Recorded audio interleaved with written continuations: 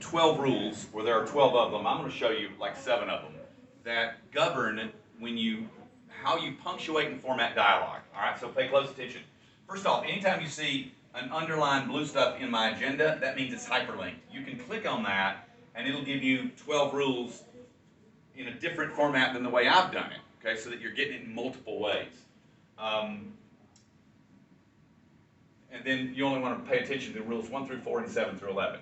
But in my way of thinking, here's how I do it. First, if somebody speaking in your story, if they are, what they say has quotation marks around it. Everybody knows that, right?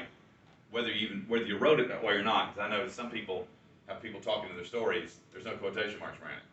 What they say is quotation marks around it. Now, and so you can see my red quotation marks. What most people don't know is that if somebody's thinking in their head, so Bill's wondering in his head, right? He's not talking out loud to people, well then you don't use quotation marks. You italicize it. You get that? You got that, Bryce? So, number 2, does the sentence begin with a capital? Well, sentences have to begin with capitals. So, watch this example. Bill stared hard at her and said, "That's not what I said." Well, Bill stared hard at her and said, "That's not what I said." That's the sentence. But when the quote opens, it's got to be capitalized. Because Bill is starting to talk, right? Anytime a person starts to talk, they're starting a sentence, right? And we always capitalize the beginning of a sentence. So when a quote opens, it's capitalized. Except for one time. Now, this is the hardest thing I'm going to teach you, okay, about dialogue. And it's not hard, but watch this. It says, he was tired of her accusations. Then the next sentence, from here to here is all one sentence. Read it to yourselves first. Okay? He said, "I'm just tired," he slowly uttered the words, "of you constantly hearing what I'm not saying." This is called a speaker tag. He slowly uttered the words. This is the thing that's telling us that someone's talking. Do you see how I put it in the middle of a sentence? Of one sentence. You can't do it in 2. One sentence. I'm just tired of you constantly hearing what I'm not saying. I'm just tired of you constantly hearing what I'm not saying. That's one sentence, right? Well, what we want to do when we are putting speaker tags into our writing is we want sometimes to put the speaker tag at the beginning. Look at this. At the end. You think I'm crazy? Jenny sneered. The speaker tag is after what Jenny said. This one, the speaker tag is on the front. Bill stared hard at her and said, and then the quote. That's the speaker tag. That's the speaker tag before the quote. So sometimes we want speaker tags on the front of what they say. Sometimes we want to put the speaker tag on the end of what they say. Why? Why do we want to vary it? Think. Why do we want to vary where speaker tags are? Do what? Doesn't look like a clump or Yeah, it all doesn't look the same, which makes reading more interesting.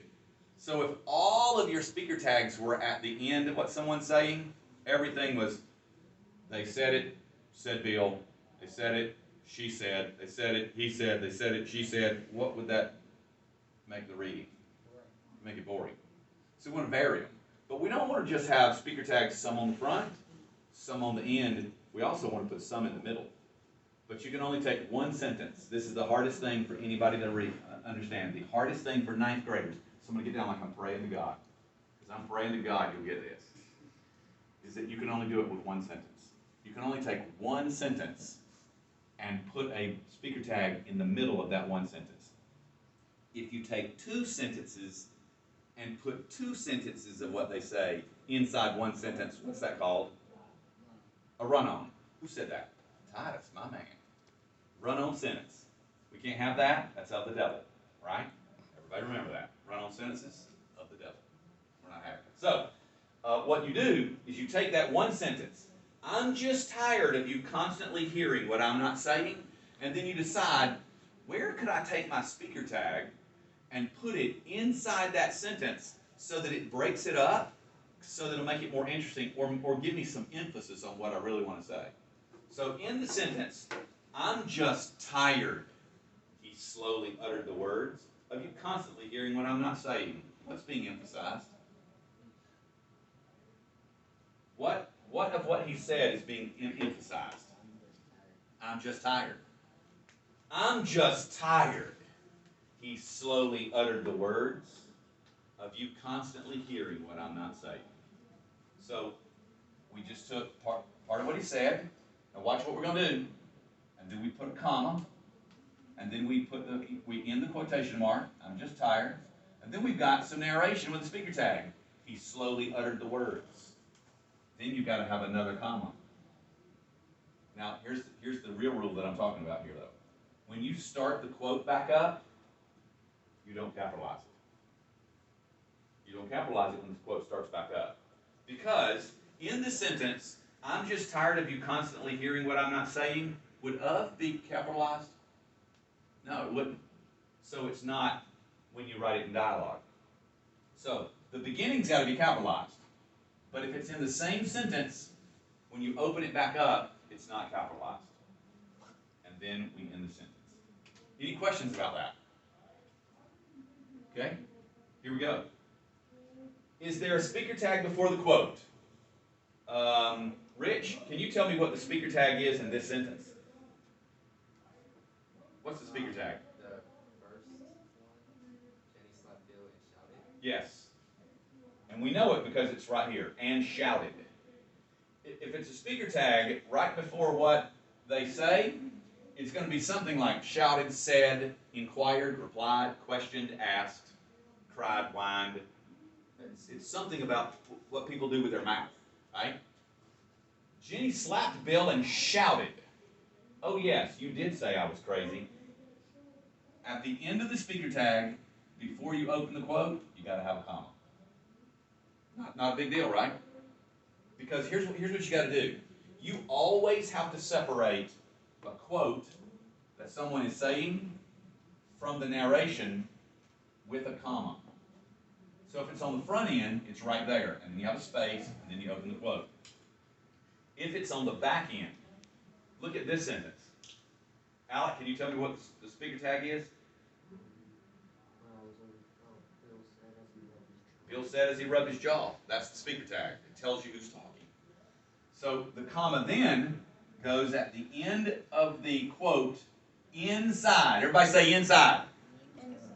Everybody didn't say it. Everybody say inside. Inside. Inside the quotation mark, not outside. I'm going to see so many dang commas outside that quotation mark, and I'm just going to come in and I'm going to pull your hair. Everybody good with that? Nobody's bald. Good. So you got to have it inside the quotation mark and then the speaker tag. Okay? Next. Now this one gets a little hard for people.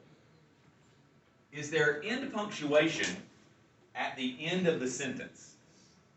Then put the correct one inside the end quotation mark. Normally, your punctuation at the end, your punctuation at the end of a sentence is always inside. Okay? It's always inside.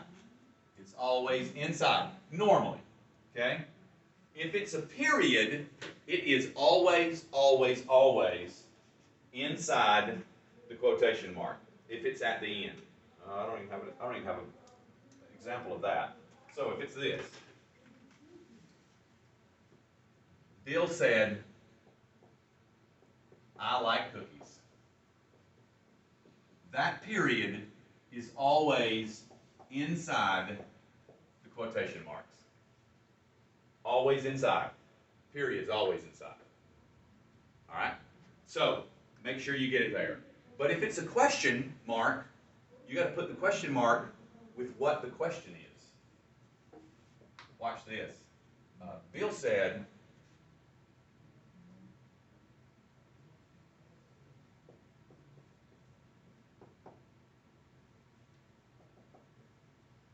Where does the question mark go? Inside or outside the quotation marks? Inside. Inside. Why? Because Because what is the question? Do I like cookies? So it goes inside. What if it read like this? Did Bill say I like cookies? Goes outside. Can you see why? Can everybody see why the question mark goes outside? Because the whole thing is a question. Got it? Did Bill say I like cookies? The whole thing's a question, so it's outside. Last rule. Oh, let me show you a couple things that are wrong. You never put a comma, because remember I taught you put a comma at the end of the quote before the speaker tag. Not if it's a question mark. If it's a question mark, that would be wrong. This would be right. Okay? No more punctuation. So don't put a question mark and a comma. And a period never goes outside. The last rule is this. Every time the speaker changes, new paragraph. Every time the speaker changes, new paragraph. And when we start a new paragraph, what do we always do? We indent. Got it? Those are the rules. Okay? You ready to practice? Did y'all learn that fast?